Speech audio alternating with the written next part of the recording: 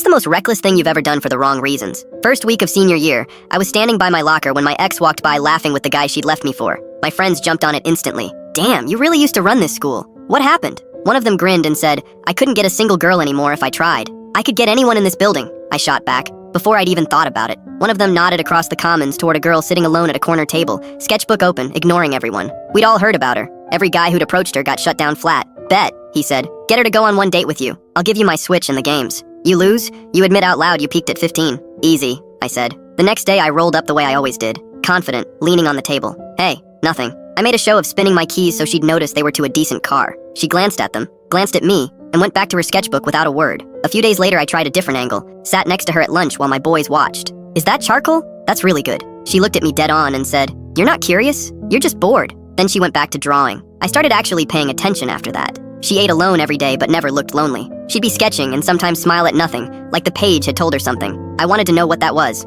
I found another excuse. After school I saw her drawing on the bleachers. What is it? I asked, and realized I actually wanted to know. She eyed me, suspicious, then said, A heron. They stand still for hours. Then they're gone before you even see them move. That was our first real conversation. Over the next few weeks we kept crossing paths. Some of it accidental, a lot of it not. Each time we talked a little longer. One afternoon I spotted her by the creek behind the school, crumbling bread for the birds. No friends around. No audience. I walked over anyway. Why are you always by yourself? I asked. She looked at me like she hadn't expected the bluntness. It's simpler this way. I kept pushing. Why not let anyone in? She laughed, but it came out hollow. Do your parents have steady jobs? A house? I said yeah, confused. If you'd spent middle school moving between foster homes, she said, and the one place that finally felt safe sent you back after 8 months, how would you spend your lunches? My stomach dropped. I had nothing. She nudged my shoulder. Relax, loser. I actually like talking to you. You too, I said, and this time I meant it. She smiled, and my chest did something stupid, and that's when I knew I was in trouble. That week I found my friends and told them the bet was off. Knew you couldn't do it. One of them laughed. The other said I was washed.